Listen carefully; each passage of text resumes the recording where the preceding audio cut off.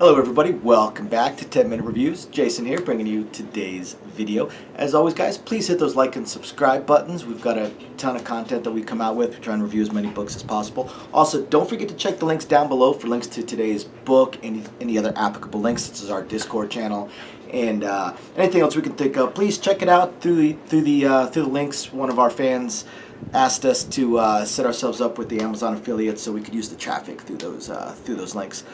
Otherwise, once again, thank you everybody for joining us, and I'm going to go ahead and get right into today's video. So for today, I want to talk about Retired Mage Book 2 by C.S. Darknight. Awesome series. I believe Book 3 is already out. It's on my list, or it's getting ready to come out. It's on my list of thousands of books to read next. I do hope to read it soon because it's a fun little series. So I'm not going to go over the usual 4 categories because I went over it in Book 1. So this also could be a slightly shorter review. I don't want to put too many spoilers in. There's going to be a few. I just can't help it. So we return back to TJ and his little growing harem, and this little town that he has built the shop in. And his shop is growing. His skills continue to grow. He's continuing to learn his enchanting and things like that. But his fame is still there. Even though he's retired, he is a very, very famous person. So, and he's not trying to hide his identity. He is trying to mask his power so these great beings don't converge on him. Then he has to has to destroy them all and keep doing this cycle, rinse and repeat all over again. But he also doesn't try and hide who he is. So city leaders know who he is. His harem, of course, knows who he is. And other random people here and there, they know who he is and what he's capable of, if necessary. They also know his great wealth. So he's a very respected person. But his enchanting shop is absolutely taking off. It's doing phenomenal. The members of his harem that work there are doing great. And then we have a few new characters that are starting to pop up, or returning characters in some cases. We've got the ship captain that you guys might remember from the first book that he had a couple of fun little romps with. She returns as she has sold her ship and is looking for something else to do. So she returns, she ends up joining the harem. Then we have this vampire dragon shifter character that shows up, and she's really, really cool. She's got her own power and her own personality quirks, I should say. And then we have this scholar that shows up. He's kind of the driving force behind this particular book because there's this great invasion getting ready to happen. Barbarians from the north are getting ready to invade, and a massive army of them are going to hit this city. And TJ is tasked with helping the city defend itself via enchanting weapons, hopefully helping them ramp up production, which is how he meets the vampire dragon shifter. That's a complicated, but how he ends up meeting her.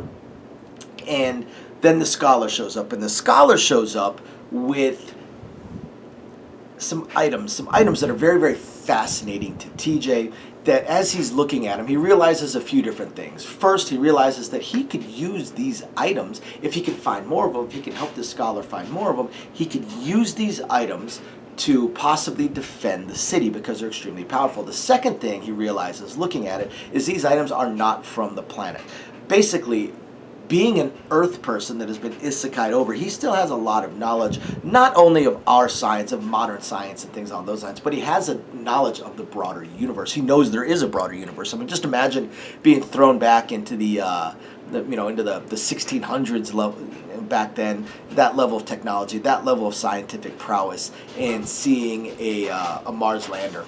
You would realize what it is, and that there's spaceships and things on those lines, but everyone else around, it's magic, or it's some kind of artifact or cursed item or something along those lines. So he recognizes and he realizes that this is potentially from space, which means that these artifacts, these other things that this scholar is looking for, they're probably spaceships. These are probably alien civilizations in some way, shape, or form. And not only does TJ have his modern day scientific knowledge that he brought with him from Earth and acumen, but he also has, he was definitely a reader or a pop culture fan, but definitely a reader or movie watcher, because he also has his knowledge of all the various tropes within fiction, such as zombie viruses and zombie plagues and invasion of the body snatchers type of situations. And as they're going through exploring and learning more about these items and what they can do, he also realizes that he also draws a connection to popular science fiction and such, and realizes there's probably a zombie plague going on or some kind of zombie virus, zombie apocalypse that he needs to stop, and he has to figure out how to do that. And he basically kind of makes these predictions that everyone else looks at him like he has lost his ever loving mind. And of course, he can near the end pull the usual "I told you so" or "nailed it" or however else he wants to phrase it.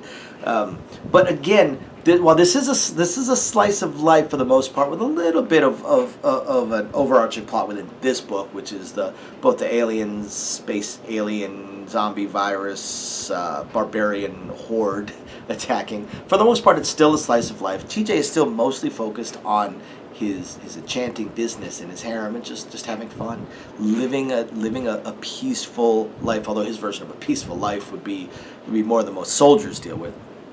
And again, C.S. Darknight, his writing style, it's fun, it's a blast, it's tough to put down. It's very tough to put down. I finished both of the books so far all in one sitting because they're just a ton of fun, absolute ton of fun, and definitely something you guys got to check out. And again, we've got fantasy, we're kind of touching into science fiction at this point, but fantasy, science fiction. We've got some isekai in there, although again, it's kind of like in the past sort of thing. But we've got those isekai elements. We've got the lit RPG elements, and it's amusing how his levels kind of go up and how he can kind of almost power level in a way just by enchanting. He can basically lock himself into his shop and almost just power level his way through and gain a couple levels while making all these enchanted items, all these cool little enchanted items. And sometimes he even misses the fact that he leveled up and there's something cool and new that he can now do or he can now add to his enchanting. So it's pretty cool there. So, again, the isekai, we've got the lit RPG elements. Of course, we've got the harem lit elements.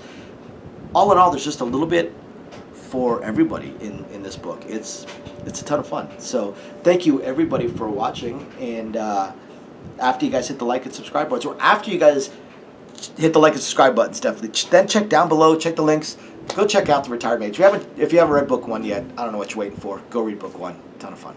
Thank you, everybody, again for watching, and we will catch you guys next time. Bye now.